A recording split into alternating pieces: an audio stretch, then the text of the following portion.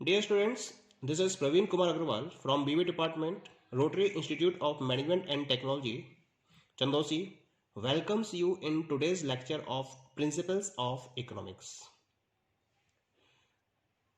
In this subject, you have to cover total 5 units. यानी कि total 5 units आपको cover करनी है इस पर्टिकुलर पेपर में। तो सबसे पहले मैं यूनिट फर्स्ट के उन पर्टिकुलर कॉन्सेप्ट्स को बताऊंगा जो आपको यहाँ स्टडी करने हैं। यूनिट फर्स्ट में पहला टॉपिक रहेगा definition comma nature of economics. Second topic will be scope and limitation of economics as an art और science. Third topic relevance of economics in business management. Fourth topic utility analysis. Fifth marginal theory of utilities and the last topic equi marginal theory of utility. तो इस तरीके से ये total 6 topics हैं जो आपको unit first में cover करने हैं। तो सबसे पहले हम बात करते हैं पहले टॉपिक की इस यूनिट में। The first topic is meaning and definition of economics. सबसे पहले हमें स्टडी करना है कि इकोनॉमिक्स क्या है कॉन्सेप्ट इकोनॉमिक्स का। तो देखते हैं definition. Economics is that branch of social science which is concern with the study of how individuals, firms, households, industries and government take decisions relating to the allocation of limited resources to productive uses so as to derive maximum gain or satisfaction। क्योंकि हमारी जो needs हैं वो unlimited होती हैं, जबकि उन needs को कंप्लीट करने के लिए हमारे पास लिमिटेड रिसोर्सेज की अवेलेबिलिटी होती है। चाहे हम इंडिविजुअल लेवल पे बात करें, चाहे हम फर्म के लेवल पे बात करें, चाहे हम एक हाउस होल्ड के लेवल पे बात करें, इंडस्ट्री के लेवल पे बात करें, या फिर होल ऑफ द इकोनॉमी या गवर्नमेंट के लेवल पे बात करें, हर पॉइंट ऑफ व्यू से हमारे पास जो रिसोर्सेज की अवेलेबिलिटी है वो लिमिटेड होती है, जबकि नीड्स अनलिमिटेड होती हैं। तो प्रॉब्लम यह है कि उन अनलिमिटेड नीड्स को लिमिटेड रिसोर्सेज की हेल्प से किस तरीके से कंप्लीट किया जाए जिससे कि हमारा सेटिस्फैक्शन क्या हो जाए, मैक्सिमम हो जाए। तो हम इस पर्टिकुलर प्रैक्टिस को जब फॉलो करते हैं तब हम इकोनॉमिक प्रिंसिपल्स का यूज करते हैं। यानी कि इकोनॉमिक्स हमें यह बताती है कि किस तरीके से हम अनलिमिटेड नीड्स को लिमिटेड रिसोर्सेज के हेल्प से कंप्लीट कर सकते हैं और अपने सेटिस्फैक्शन को मैक्सिमम लेवल तक ले जा सकते हैं। तो ये तो बात हो गई एक बेसिक कॉन्सेप्ट की इकोनॉमिक्स की। लेकिन अगर स्टार्टिंग से देखा जाए 1776 में सबसे पहले इसकी एक थ्योरी दी गई थी एडम स्मिथ के द्वारा। तब से लेकर आज तक different economist have provided different theories. तो इसके ऑरिजिन से डिफरेंट इकोनॉमिस्ट ने जो डिफरेंट थ्योरीज प्रोवाइड करी हैं उनको इंडिविजुअल लेवल पर स्टडी करना दैट इज वेरी टिपिकल। तो अपनी कन्वीनियंस के पॉइंट ऑफ व्यू से हमने क्या करा है, हमने इन डेफिनेशंस को 4 मेन कैटेगरीज या 4 मेन ग्रुप्स में डिवाइड कर रखा है। क्या क्या है ये ग्रुप, देखते हैं हम इनको।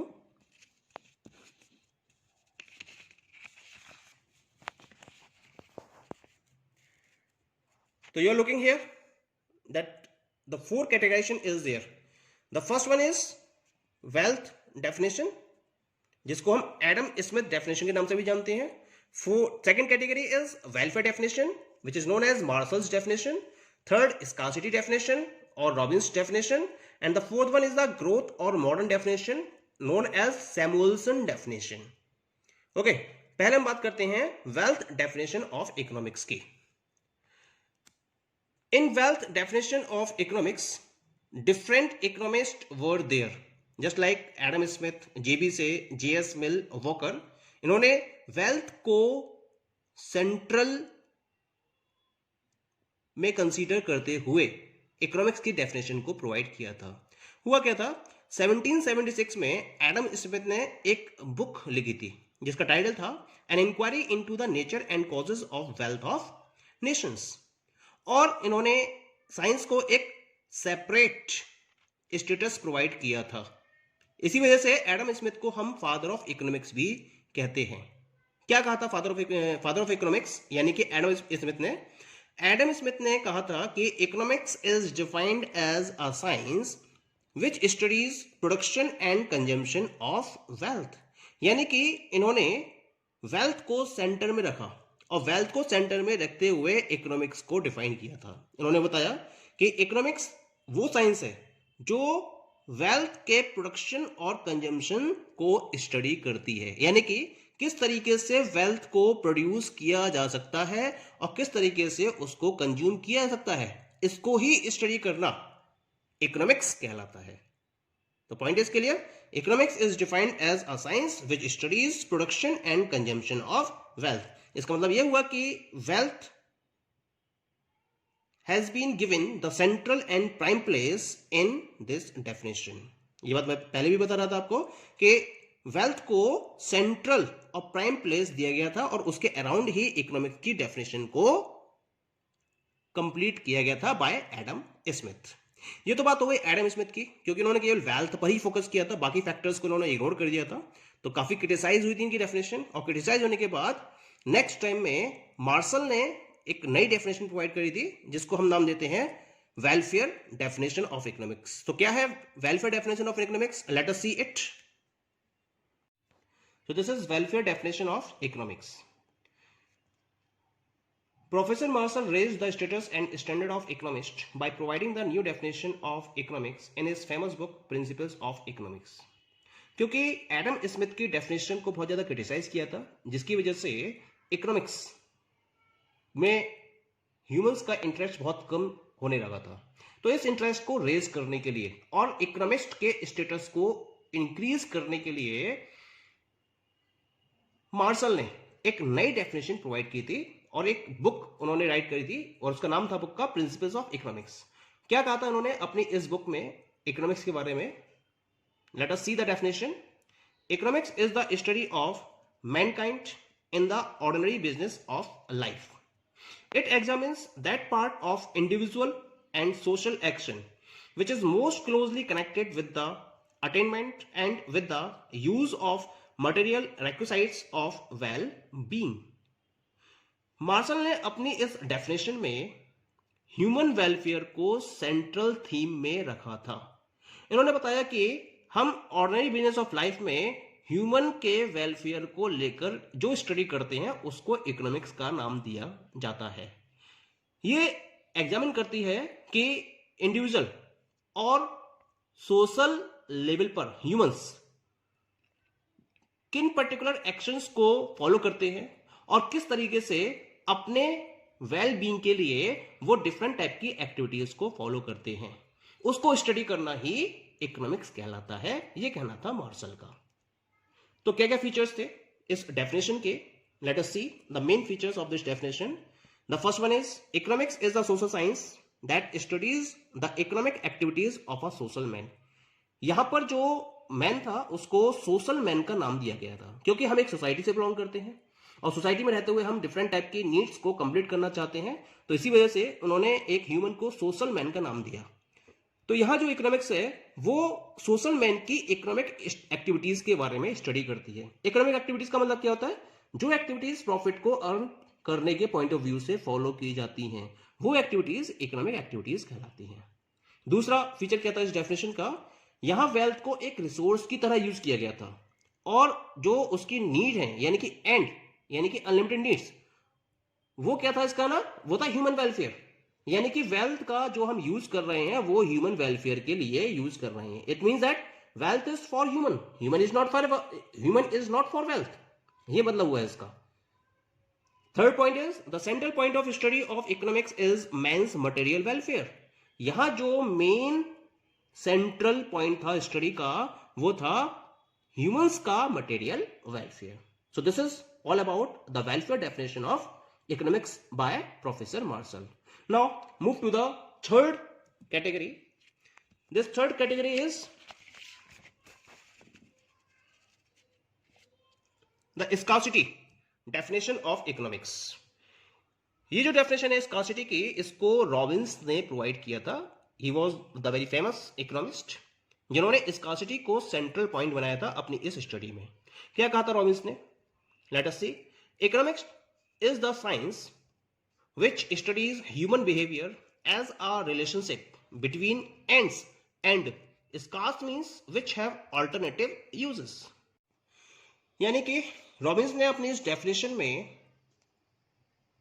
बताया कि जो इकोनॉमिक्स है उसमें हम उस ह्यूमन बिहेवियर को स्टडी करते हैं जो एंड्स और स्कार्स मीन्स के रिलेशन को डिफाइन करता है, और उन रिसोर्सेस को स्टडी करते हैं जो ऑल्टरनेटिव यूजेस रखते हैं।